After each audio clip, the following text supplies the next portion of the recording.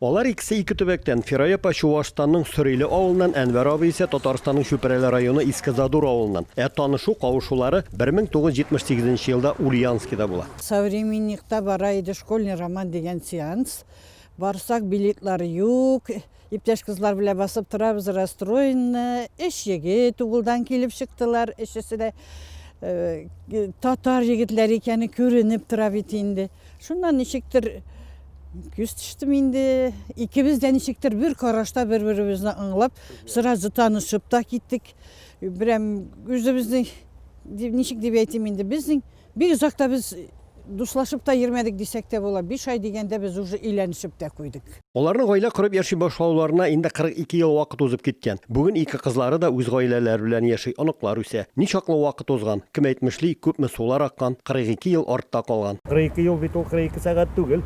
Ничегрәк? Әйтәсез, савытса башалдыры, без зоргайы бермичә генә үзара гына шунда булган, шунда чып калды. Яш чакта шулаймы? Шулай дип, ничек башланды? Беренче көннән хәзергә хәтле шулай. 40 елдан артык ир хатыны булып яшәү дәверендә Фирая апаның бер кайда да язылмаган үз тормыш кануннары бар. Төрле хәлләр була. Әлеге вакытларда, авыргы вакытларда, һәр вакытта да бер-береңне аңларга кирәк.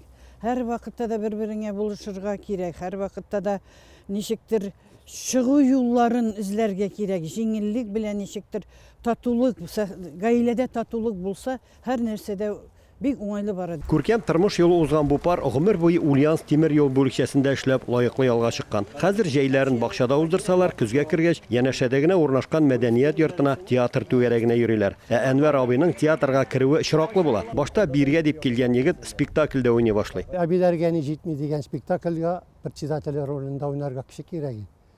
Мине шулай сорадылар да, әйдәмәтем. Попробуем, да. Шулай әйбәт килеп чыкты. Сабый чагында ул колхоз рәисе буларга хыялланган Әнвәр абыйга әбиләргә ни җитми спектаклендә нәкъ менә рәис ролен уйнарга насыйп була да инде. Яшь вакытта йөридек без шулай куеп школларда инде. Алай председатель булыр дип уйлаган юк иде дә, менә Лугайга вакытта спектакльләр карыйбыз бит инде. Шулай минем дә уйныйсы килеп китте инде. Бер спектакльнән дә калмыйбыз. Ушай гына түгел, артист, натуральный артист, анарга артист булырга булган.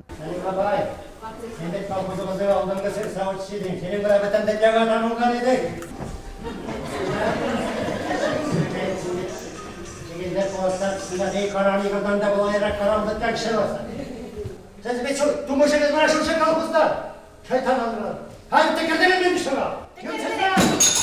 Дөресен әйтик, бүген күпләр кичләрен өйдә телевизор каршында яисә диванда кырын ятып газета укып уздырсалар, Шәйхетдиновлар исә мәдәният йортына китә. Театрга уйламаганда кирип киттем мин ничектер.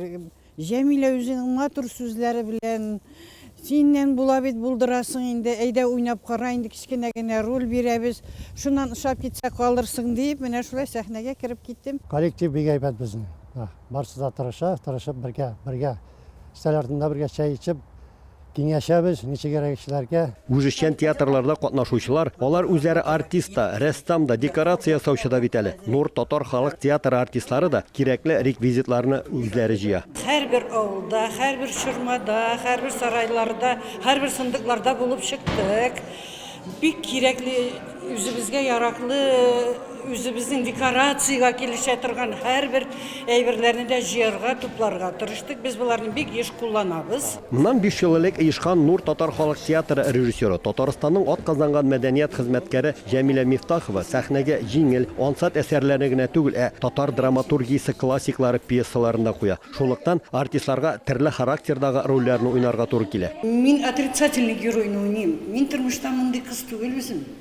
Отрицательный роль уйнаганга күрә мин прямо җан күңелемнән тырышып булдырып микән, ул хатынны халыкка күрсәтә алырмын микән дип тырышып уйнаганга күрә бик нык дулкынланам. Бераз сәхнәгә чыккан дулкынландыра инде. Менә тамашачыларны күргәч, ниткә сәхнәдә әллә җиңеләеп китәсең. Матур уйныйсы килеп тора. Тырышлык һәм артистларның тормышчан уйнавы һәм сәхнә осталыгы нәтиҗәсе булып, коллектив узган ел Казанда Идел йорт бөтен Россия конкурсында катнашып беренче урынны алды. Аларның киләсе елда да әлеге мәртәбәле бәйгедә катнашырга ниятләре бар әле.